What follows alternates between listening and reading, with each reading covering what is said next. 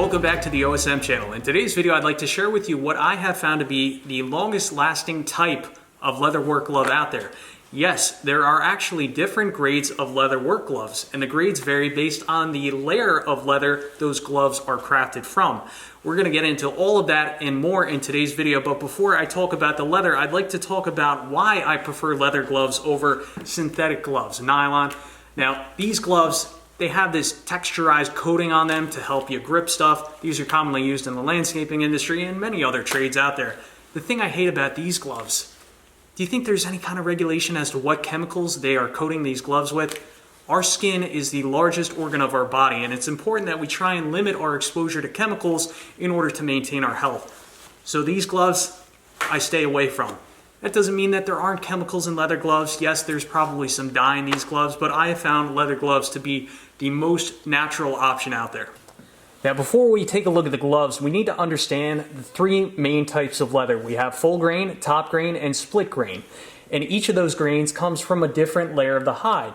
Now, there are different layers of the hide, similar to that there are different layers of the skin, right? So the top layer of human skin is the epidermis. Move down a layer, we have the dermis, and finally the lowest layer is the hypodermis.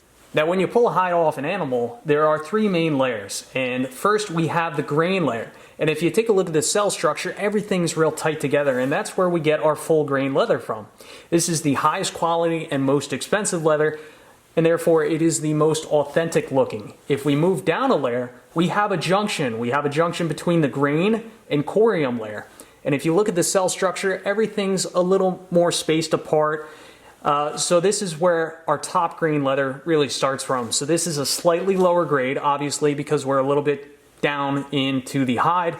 And again, this is the mid layer. And as we move down, we finally have the corium layer. And if we take a look at the cell structure, everything is a bit more grainy, a bit more spaced out. And this is the split grain leather portion of the hide. So this is the lowest layer of the hide. It has a fibrous texture, and this is more affordable. Now, to keep things simple for today's video, we're not going to talk about top grain leather. We're just going to compare and contrast full grain leather to split grain leather, because these are the two types of leather gloves that I typically buy. Now, the question is, which one provides the longest lasting, most abrasive resistant glove? Now, based on my experience, split grain leather is a tougher and more durable type of leather glove. It's also cheaper compared to full grain leather. Now, where I like to use full grain leather is when I'm doing finished carpentry work and I need full dexterity in my hands. It's harder to grab a screw when you're wearing split grain leather gloves. So let's move the camera over to the leather gloves and we'll take a look at the two, look at the failure points, and we will do some testing as well. So first, let's take a look at the full grain leather gloves. Now, these are VGO full grain leather gloves, and let's look at some of the failure points of these gloves. It always seems to be in the fingertips, and these gloves just don't seem to last that long when you're doing any kind of heavy work. I do have a sample of the full grain leather I cut out of the back of this glove, so let's take a measurement and see how thick the full grain leather is.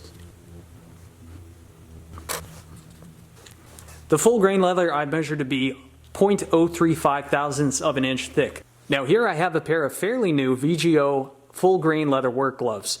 Now, let's go over some of the characteristics of the full grain leather. It has that classic leather look. It's very smooth, and these gloves have excellent dexterity. Although these full grain leather gloves are not really heavy duty, these are excellent for finished carpentry work. For example, I have this really small finish nail. If I were to drop this and I tried to pick it up with these full grain leather work gloves, I could do so. Am I going to be able to do that with the split grain leather work gloves? I'm not 100% sure. We will have to find out. So let's move over to the split grain leather work gloves. I'm curious to see what the thickness difference is, and then we will do some abrasive testing on the leather samples and see which one holds up better. Now, here we have the split grain leather work gloves. I do have a pair that has failed. Same thing, it has failed in the fingertips, but I also have another pair that I've had for a number of years that have not failed. Now, when I pick this glove up in my hand, obviously the texture is quite different. It's a bit coarse, it's a bit grainy, but it also feels thicker and it feels more heavier duty. So I would like to take a measurement to see what the thickness of this split grain leather is. We'll see if it's thicker than the full grain leather. So I am measuring a thickness of 0.05 thousandths of an inch. So this is 0.015 thousandths of an inch thicker than the full grain leather. That's probably one of the reasons why it's a little bit heavier duty. Now here I have a new pair of VTZ split grain leather work gloves. I actually got an awesome deal on these gloves. I got a 12 pack for $50. Now if you ask me, that's a steal, because if you were to go to Walmart and buy like an individual pair of these gloves, you're looking at probably $8, $9, $10 for split grain. Forget about full grain. So if you're looking for cheap leather gloves, I definitely recommend going with a larger pack. You'll find that the financial savings are significant.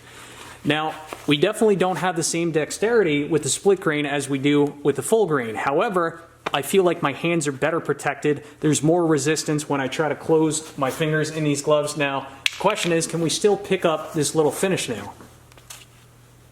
And I still can, but definitely not the same dexterity.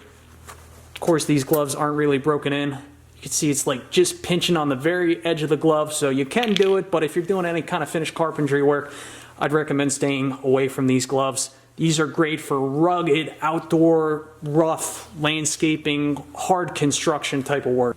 Let's try and cut through each of these pieces. First, we'll try the full grain leather, and then we will try the split grain leather. And this test is very subjective. Went right through. Not really any resistance for the full grain leather. Let's try the split grain leather.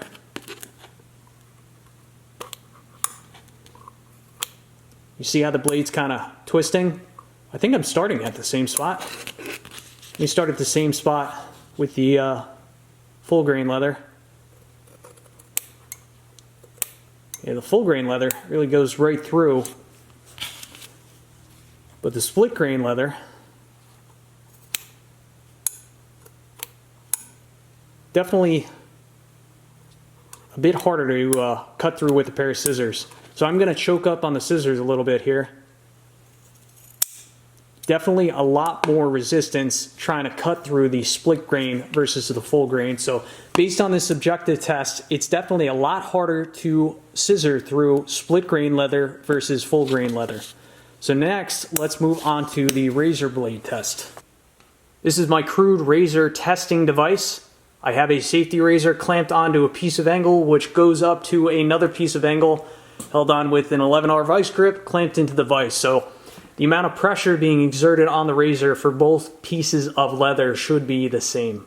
First, let's test this piece of full grain leather. We'll lift up the razor a little bit, start it maybe 1/8 of an inch in, and we'll just pull this block of wood through. So let's take a look at this piece of full grain. At first, it may not look like much, but when I bend this, you see we have a pretty good laceration there. Kind of hard to say, very subjective, but I'd say we went through the hide maybe 1/3 of the way. Let's complete the same test with the split grain leather.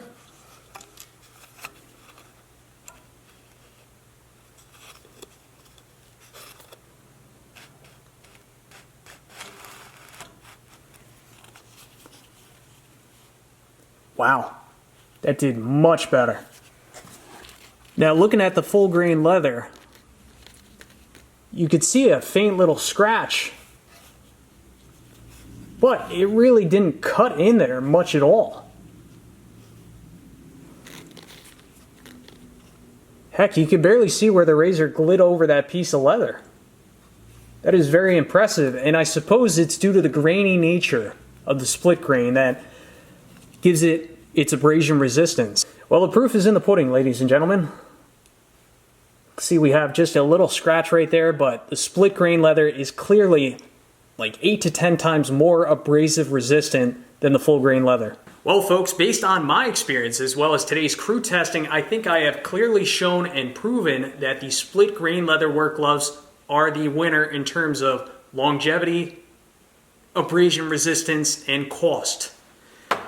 Now, the full grain leather work gloves, I do like these for finished carpentry work because the dexterity is far superior to the split grain leather work gloves. So depending on your application, you're just going to have to make a choice. Now, what is the cost difference between the two?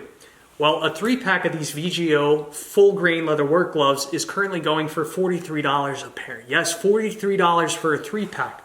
That comes down to $14.33 a pair.